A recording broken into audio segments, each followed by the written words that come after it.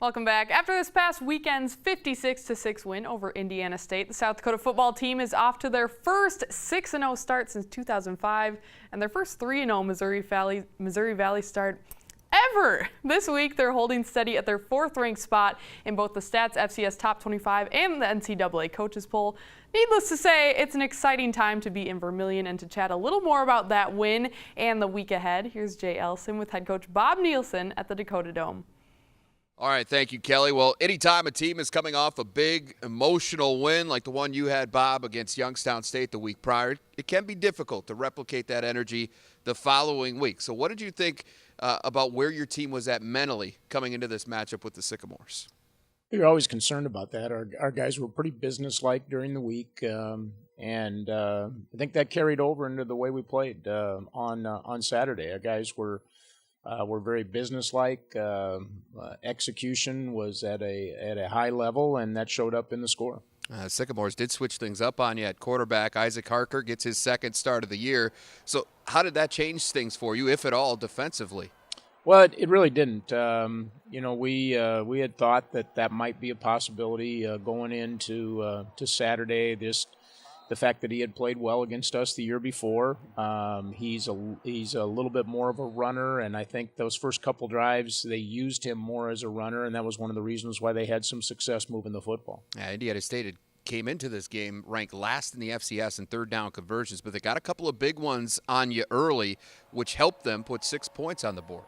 Yeah, those 2 drives, I can't remember. I think they had 4 or 3 or 4 of their third down conversions came in the first quarter, and a couple of them we actually had them off schedule. We didn't play the ball very well a couple of times, and that allowed them to keep those drives alive. I was pleased that our defense bulled their neck there in the red zone and held them to field goals on both of those possessions. On those 2 possessions, Sycamores ran 23 plays for 136 yards.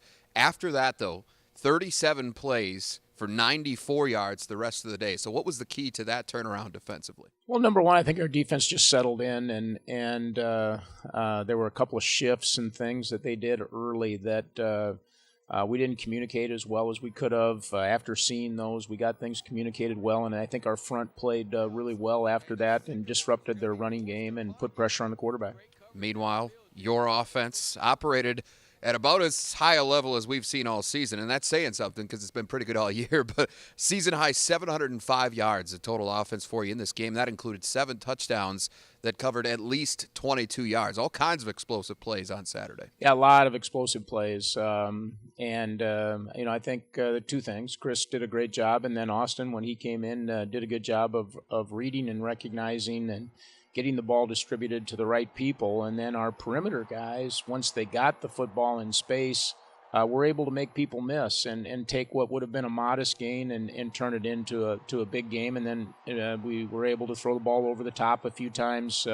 Had some catches by Van Rokel and Cody Case for big plays as well. If there was any disappointment at all, maybe it was the fact that the offense did see that turnover-free football streak come to an end. Ben Klett's third-quarter fumble was just the first giveaway of the season on that side of the ball. That was a string of over 22 quarters. Impressive, to say the least. I'm not sure if you put any stock in that at all, but any reaction to the fact that finally came to an end? Yeah, it's one of those streaks that's going to, at some point in time, come to an end, and it was good that it came to an end in a situation where it didn't hurt us. And I was really pleased to see Ben come back. Had a couple of great runs there in the fourth quarter after the turnover, including a really nice touchdown run. Shows how talented he is, and, one of those things that happen in the game of football. With that win now, you go to 6-0 overall. You're 3-0 in the Missouri Valley Football Conference. We've officially passed the halfway point of the regular season. So what's your biggest takeaway with this team to this point? Well, the biggest takeaway is that we've positioned ourselves in a really good spot right now. By improving every week and playing quality football, and now we're going to go into really the meat grinder part of the schedule as we, go back out on the road, and we've got to keep that momentum going because, as I say, every week is a battle in this league, and it's going to be a big battle this week. Yeah, that next battle for Coach Nielsen and the Coyotes, a trip to Illinois State. We'll take a closer look at that matchup with the Redbirds later this week on Midco Sports Tonight. Kelly, back to you. All right, thanks, Jay. And with the Coyotes' current 6-0 record, they're one of only 7 unbeaten FCS teams in the nation. Pretty cool for USD. Coming up after the break, it's Coach Talk from North Dakota. Hear from UND football's Bubba Schweigert about this past weekend's matchup at Montana, as well as what to expect from the Fighting Hawks moving forward. This is Midco Sports Tonight.